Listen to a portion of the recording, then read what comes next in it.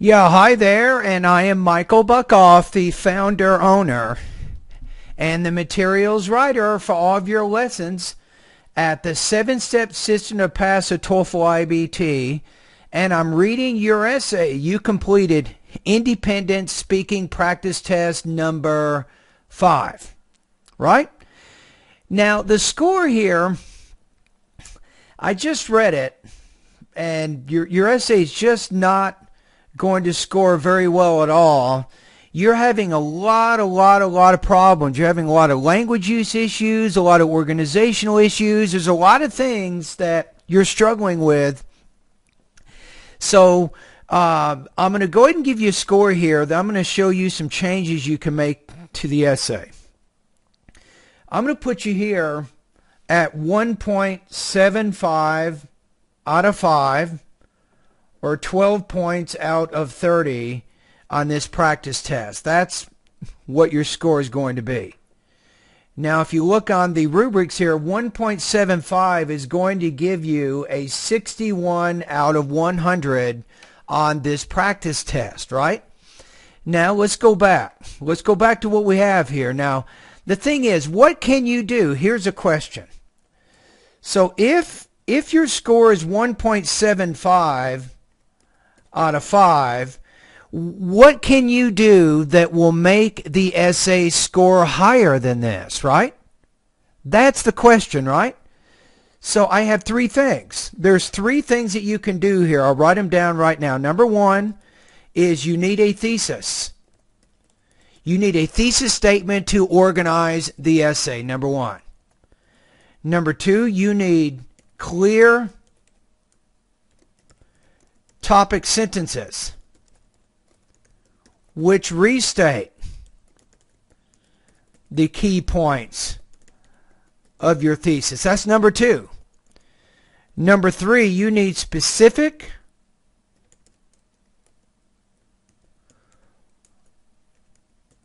appropriate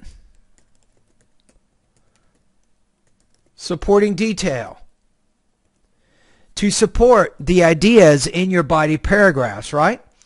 So how do you do that, right? How does that happen? It's easy for me to say it, but how do you actually do it? So what we want to do now, I'm going to start with each of these ideas. First of all, let's take a look at the introduction, and let's try to create a thesis statement for this essay. So you say, in Korea, my country, teachers, I would say here, have very respectable careers. I'm going to add a little bit more ideas here. Some may teach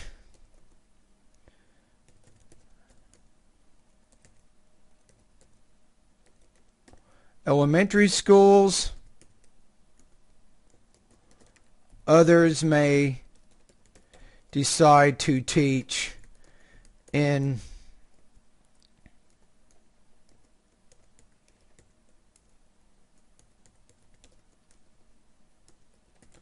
middle and high schools, and others may decide to teach at colleges, we'll say universities. Whatever the case,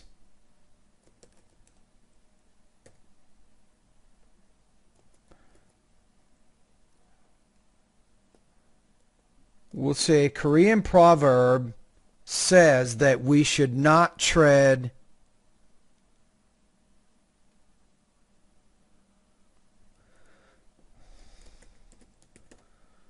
lightly, maybe?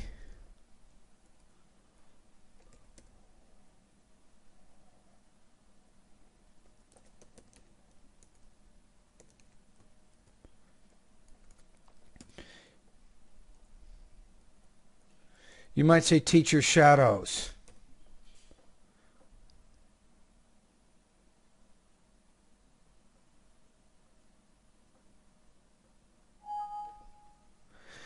Yeah, I'm not sure what you're trying to say here exactly.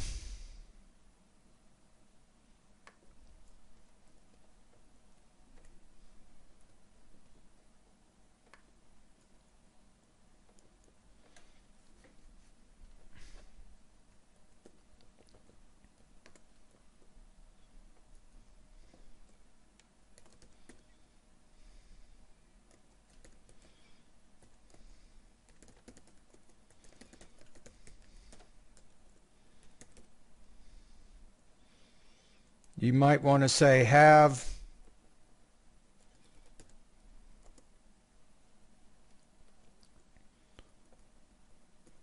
made by education.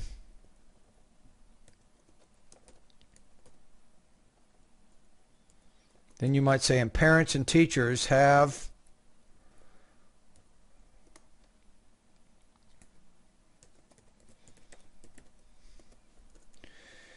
you might say here important role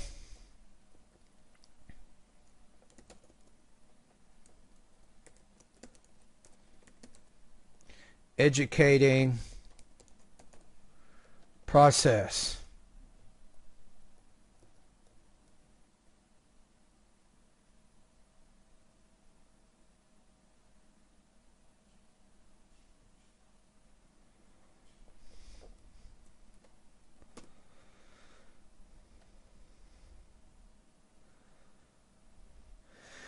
Okay, so we're getting there.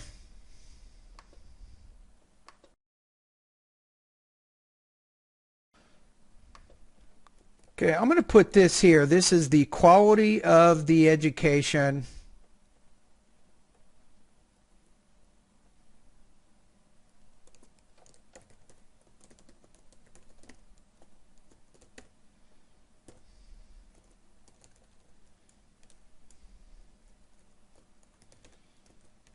Now we're going to make a transition into the actual argument here.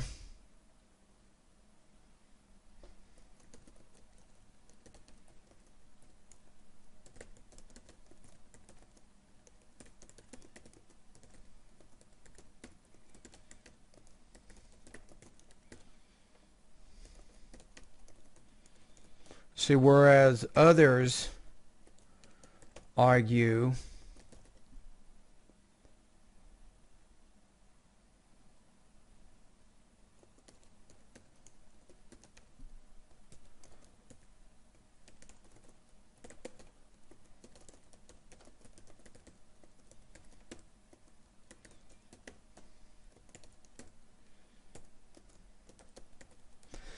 See, now this is what you didn't really have, and what we're working on right now is this first point. We're trying to figure out how to give you a thesis, right? Now, how do I do that? So I have to look at these different body paragraphs to determine what your key points are and go from there. This one, there's not enough going on here. You can't really give this paragraph a key point. There's just not much to the paragraph, really. I mean, when you look at it, if you look at this paragraph, we have 52 words, but there's just not a lot of information in there. However, I think there is a good point here. You see, I disagree teachers should be paid according to how much the students learn. Teachers may managemented their popularity.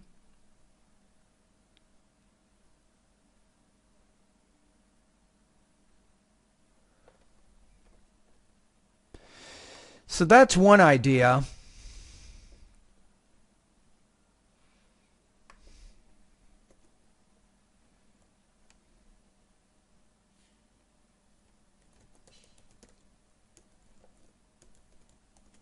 So you might, some teachers may become popular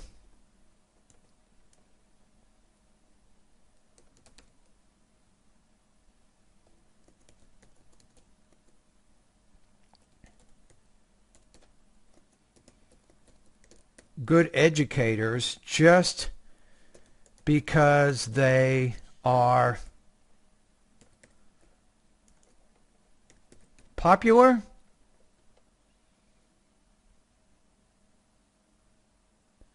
Now, I don't think that's...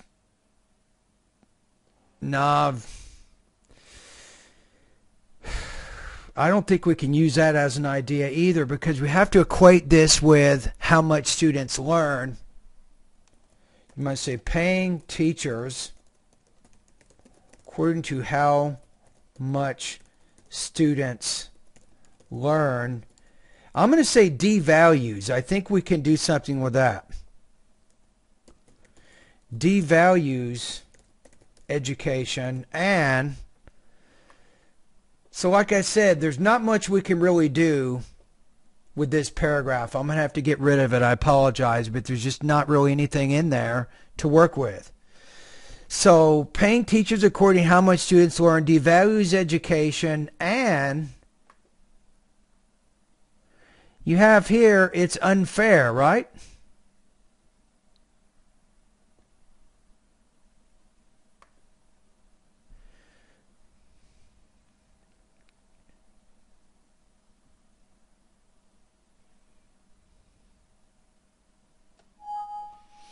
Yeah, I'm trying to figure out what to do with this particular paragraph. So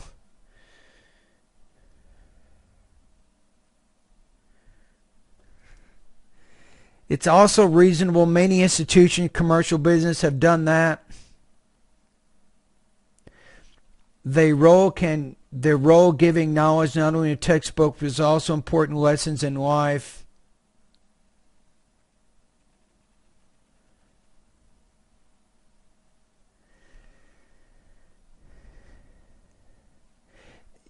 See, the thing is, you have to look at what you're saying and how does it tie into this idea of teachers should be paid according to how much your students learn.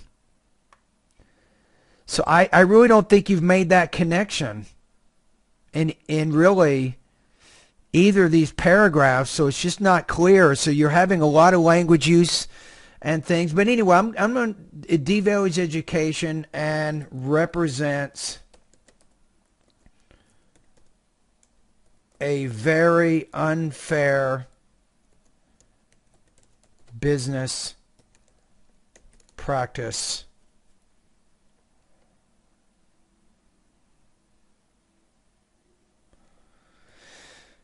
Okay, so now here's the next step. Now, once we've done this, this is our first step, what I'm trying to show you here. Is once we have the thesis statement, step number 2 is to use clear topic sentences which restate the key points of the thesis. That's the next thing we want. All right, so the first step here, let's work on our topic sentences. So what I'm going to do here, I need to repeat this first part of my thesis, right?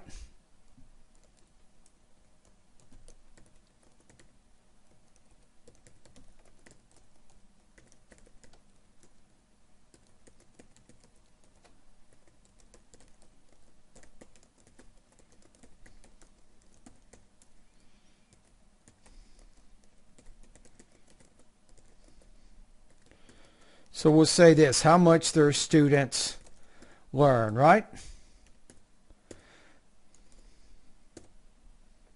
I think that's kind of what you're trying to say in that paragraph.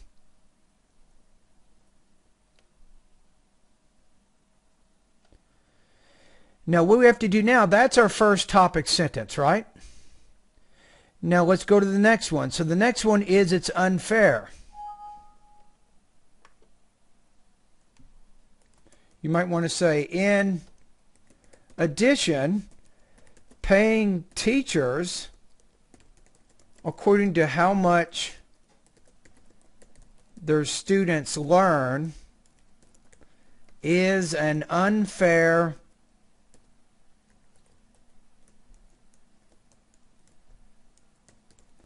business practice, right? That's the second one. Now, once we've done that, now we have a little bit better organization, so I just want you to see how it feels. So it says paying teachers according to how much your students learn devalues education and represents a very unfair business practice. So you're making these 2 points. So then we say because it devalues the educational process, teachers should not be paid according to how much the students learn. So I'm repeating the first point that we see here in the thesis. Now to repeat the second point, we say in addition, paying teachers according to how the students learn is an unfair business practice. So now we take each of the body paragraphs and we put them underneath the topic sentences. So we have a tighter connection here. So now let's see what we can do here.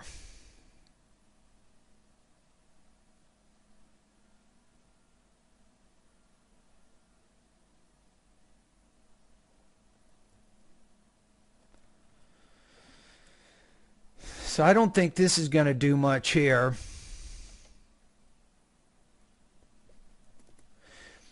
You say teachers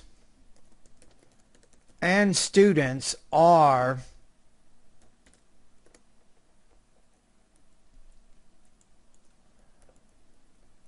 human beings.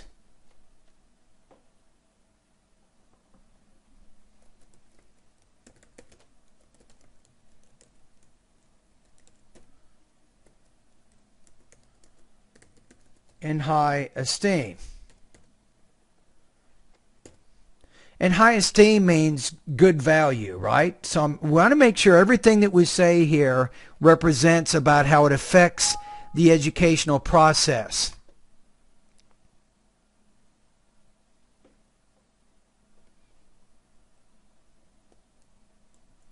So we'll say if teachers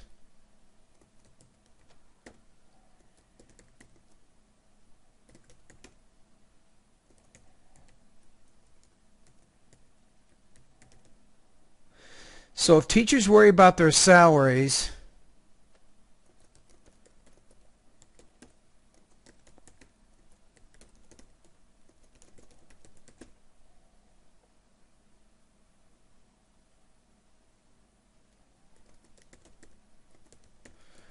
become too obsessed with their students'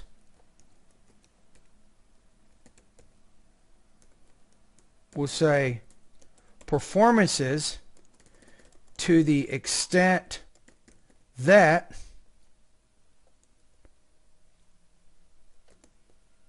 they cannot concentrate about educating.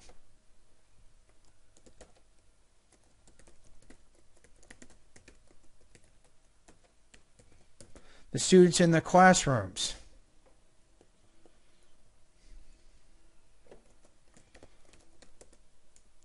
For example, you use the word for example to introduce your specific point. I have a friend, you want to say who works. You might put in an English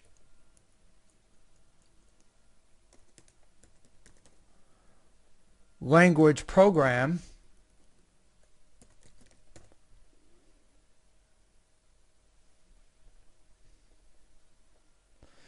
So use another adjective clause here. You're using very basic, very simple sentence style. I wouldn't do that. Because you're level 6, and you want to do graduate work, you want to show that you have higher level writing abilities.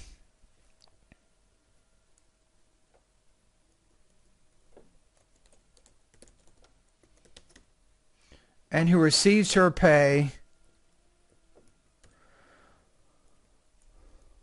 according to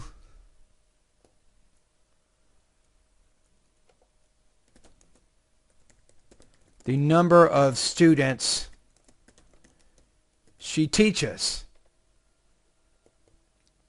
Now you need cause effect. You might say hence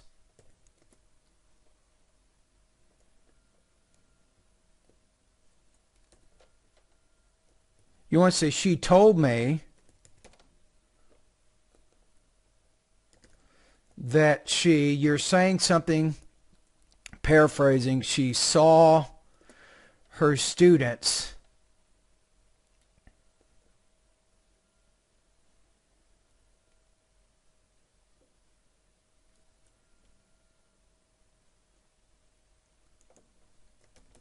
as money and not as human beings, which devalued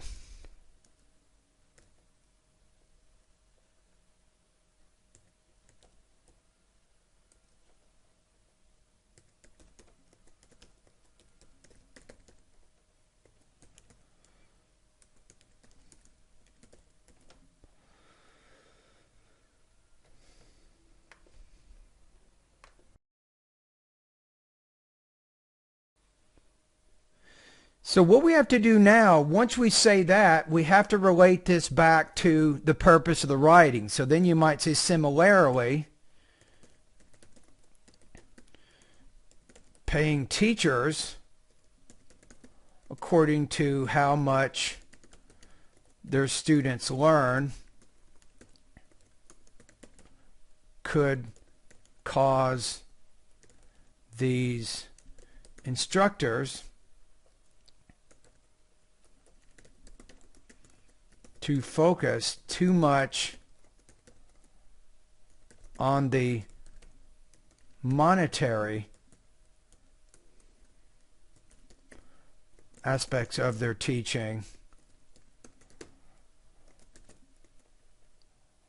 not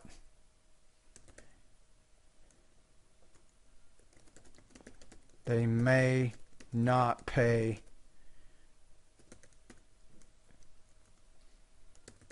enough attention to whether or not their students are actually learning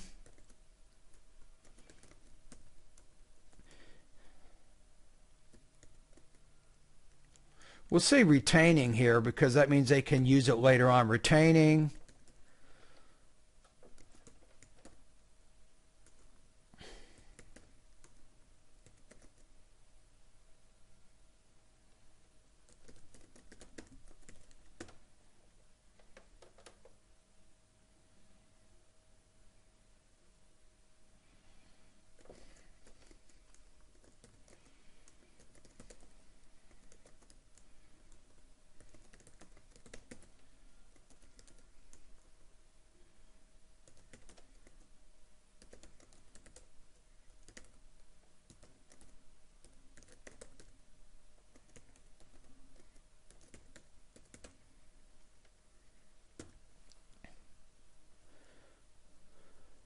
Okay, I think we have it. So now we right now we have our topic sentence here, and what we've done is we have now to really help support this topic sentence, we have 100 words. Right? So let's take a look at what we've written here. So we have, because it devalues the educational process, teachers should not be paid according to how much their students learn. Teachers and students are human beings and should be treated in high esteem. If teachers worry about their salaries and how much their students are learning, they may become too obsessed with their and their students' performances to the extent that they cannot concentrate. I'm going to say on here, not about. They cannot concentrate on educating the students in their classrooms. For example, I have a friend who works in an English language program and who receives her pay according to the number of students she teaches. Hence, she told me that she saw her students as money and not as human beings, which devalued the educational process. Right? So you have an example, but still we need to tie this back to the purpose of the writing, and we do this when we say, similarly, paying teachers according to how much your students learn could cause these instructors to focus too much on the monetary aspects of their teaching, and they may not pay enough attention to whether or not their students are actually learning, retaining, and applying what they learn. Of course, this could make the student's education less valuable. So what did I do here? Notice what I did in the last sentence. It ties back to what I did in the beginning of this paragraph. So we can say the paragraph is unified.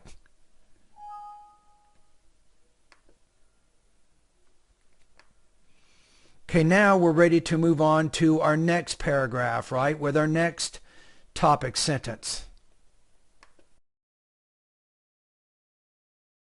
Okay, so we now have to look at the last part here. So in addition, paying teachers according to how their students learn, or how much, maybe we should say here, is an unfair business practice.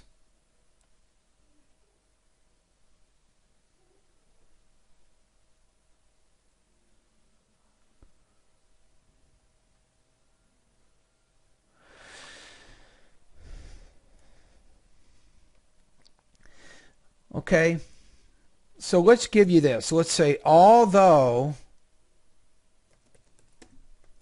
many say it is reasonable,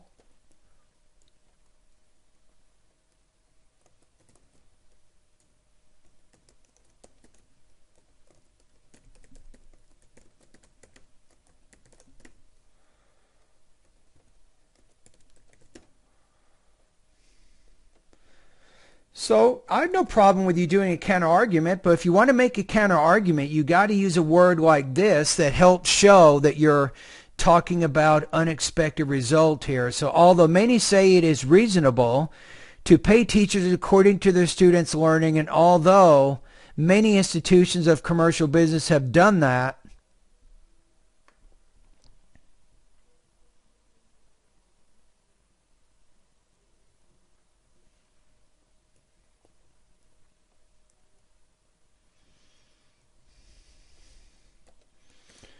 I'm going to say this. Educators should think more about the importance of educating and not about teacher status. Educators should think more about the importance of educating and not about teacher status.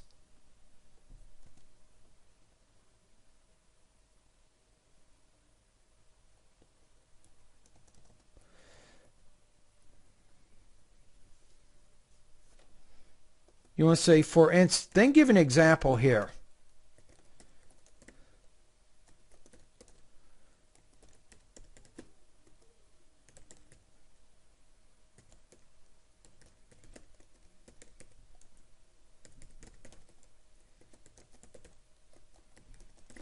You might say, get more support at home when doing homework. Then you might say, therefore, many students excel at school not because of the teacher, but because the student is more gifted than other students, or because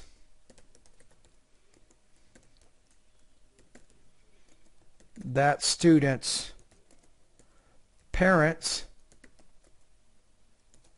help him or her complete the homework assignments.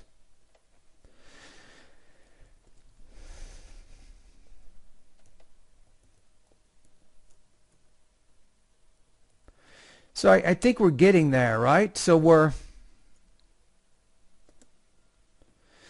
although many say it is reasonable to pay teachers according to their students' learning, and although many institutions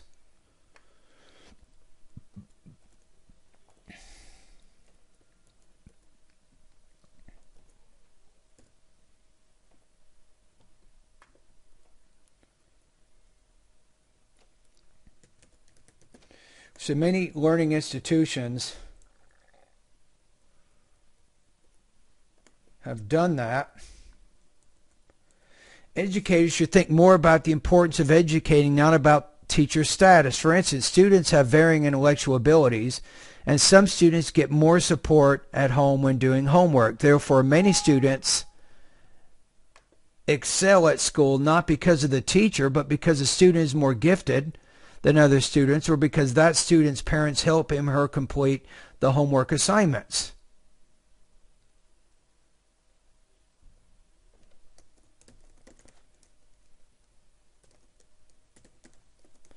You want to say in other cases, teachers not only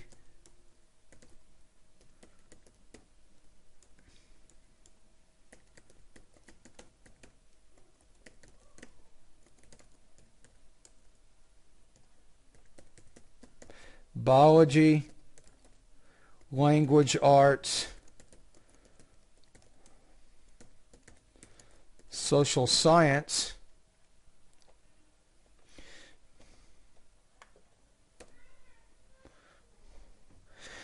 so in other cases, teachers not only instruct their students in biology, language arts, and social science, but also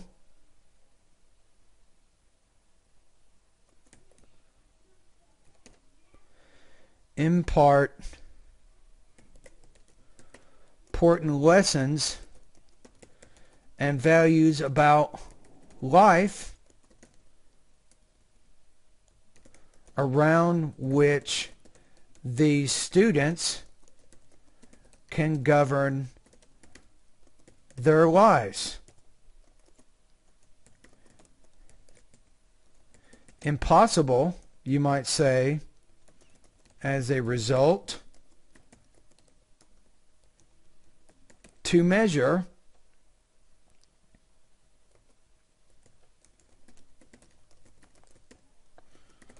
these students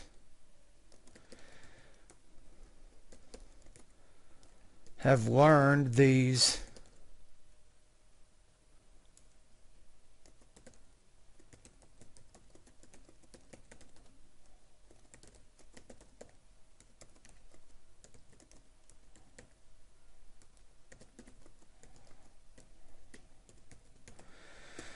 textbooks.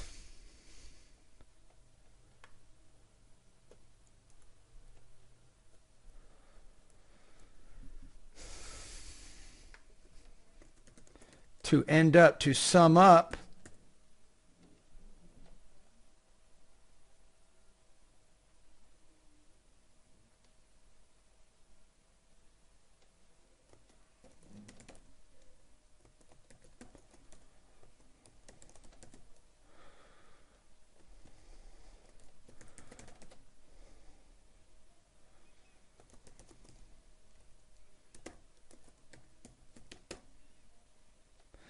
so factors such as students' abilities and, we might say, parental support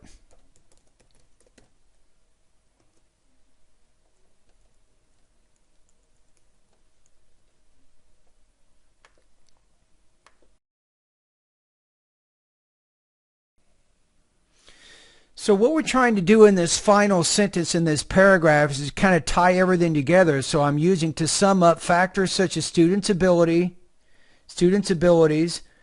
parental support,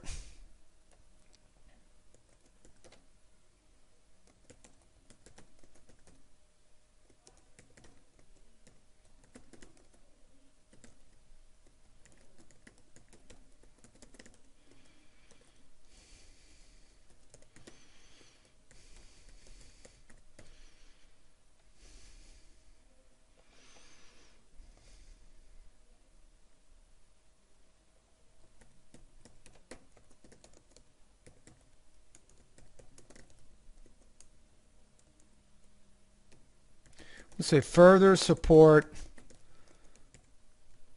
the claim that teachers' pay should not be based on students' learning course material. We have it. So now we have these paragraphs here. So now what do? This is enough here. I mean, if you look at this, we have plenty enough. We can now get to our conclusion here. Easy. 500 words right there. Then you might use a transition word in conclusion.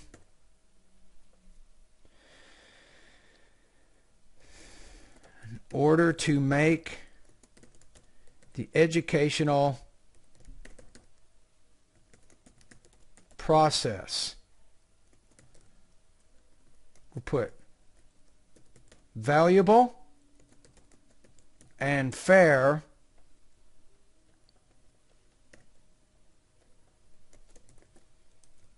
all of those involved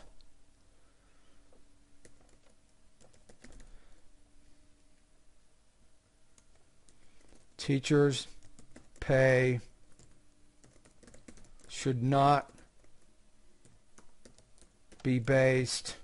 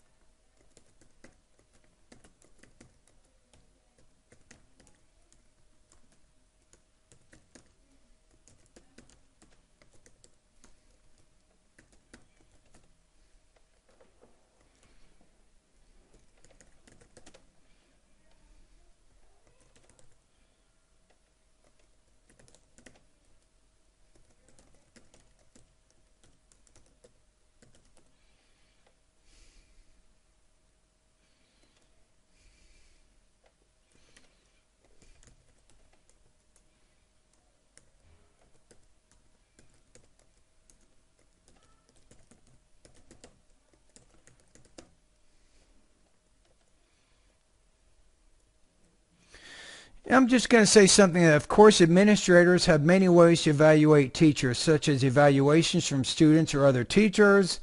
You may put professional development training,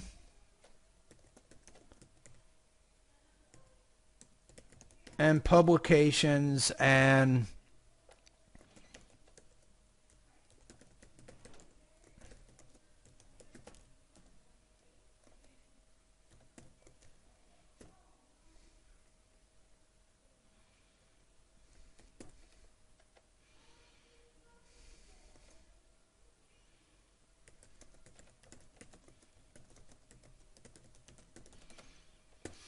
there we go. I think we have it.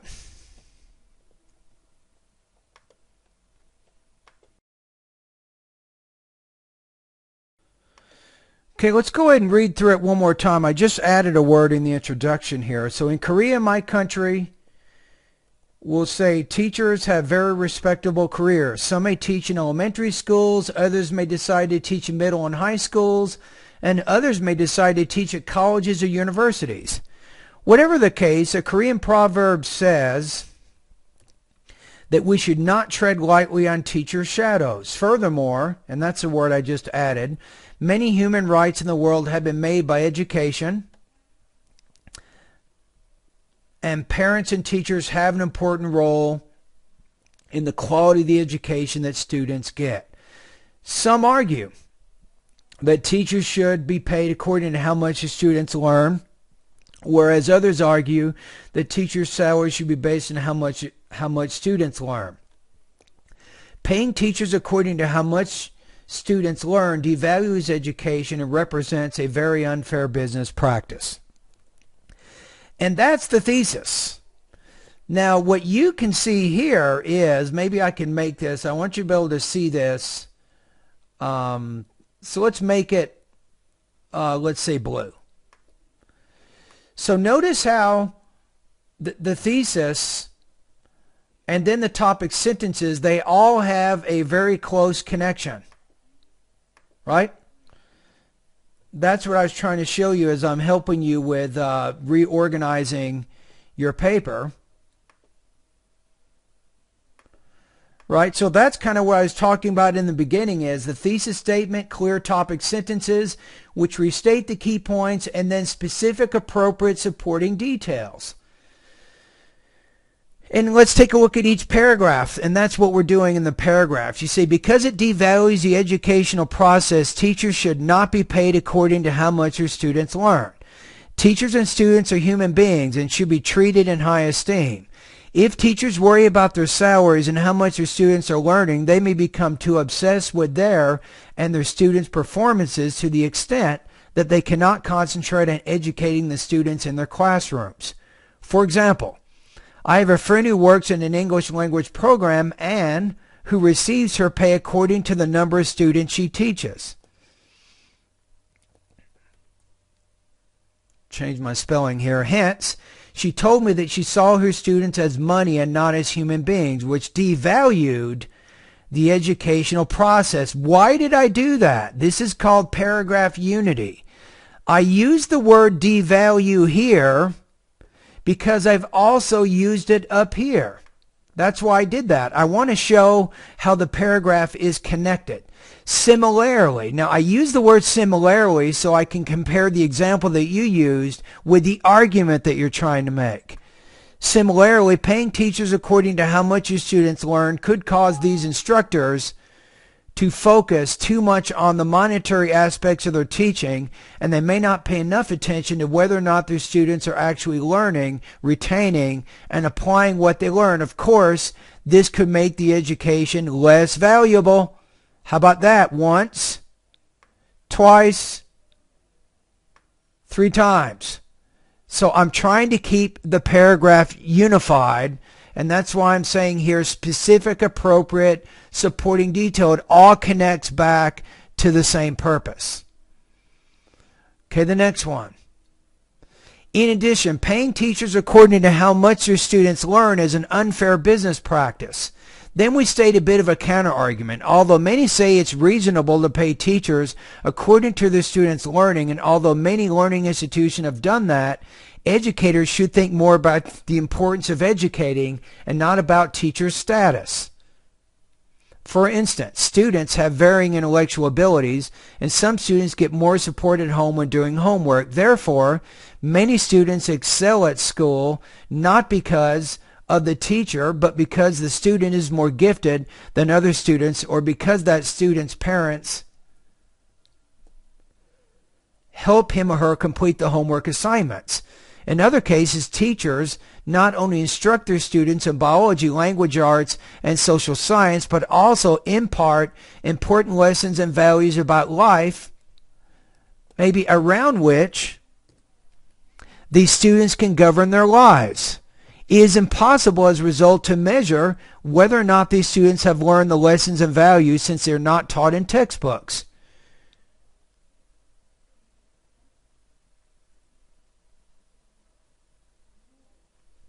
So we probably need to get this unfair thing in here somewhere, right?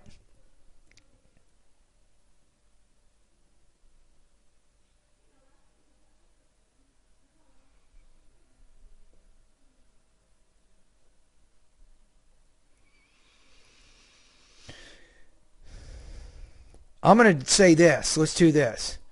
It is an unfair practice to pay teachers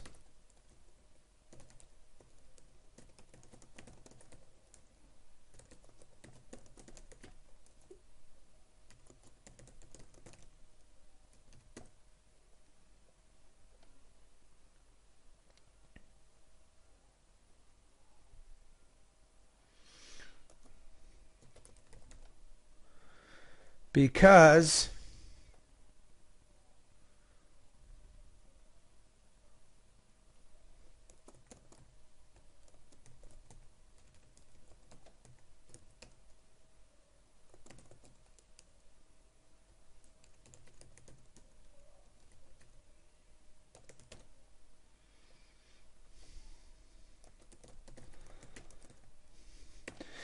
Yeah, there we go. I think we have it. So what I did here is I wanted to take this idea, the unfair thing. It's a good idea to restate this somewhere in the body again to help keep that connection. So we're saying that it is an unfair practice to pay teachers according to how much their students learn, because it's impossible to determine whether or not these students have learned the lessons and values since they are not taught in textbooks. To sum up, factors such as students' abilities, parental support, and lessons values taught that are outside the academic curriculum. You want to say here, my word order is not good. Further support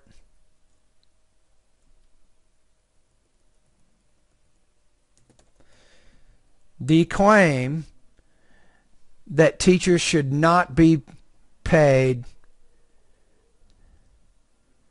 that teachers' pay should be based on, should not be based on students learning a course material. Am I right?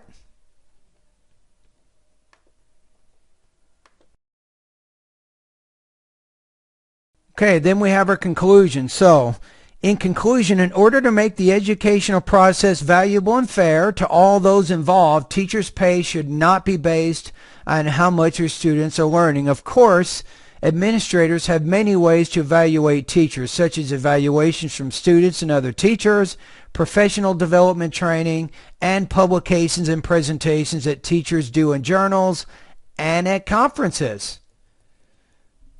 There you go. So that kind of shows you what you can do. You can take what you wrote, which is maybe 1.75 out of 5 or 12 points out of 30.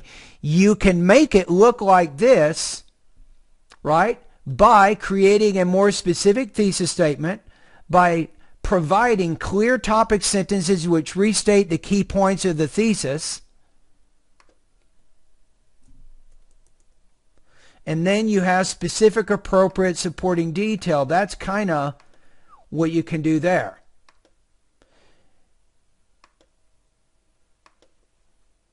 Now the next question for you is, what do you do now? What can you do, if anything, at my online TOEFL course to improve, right?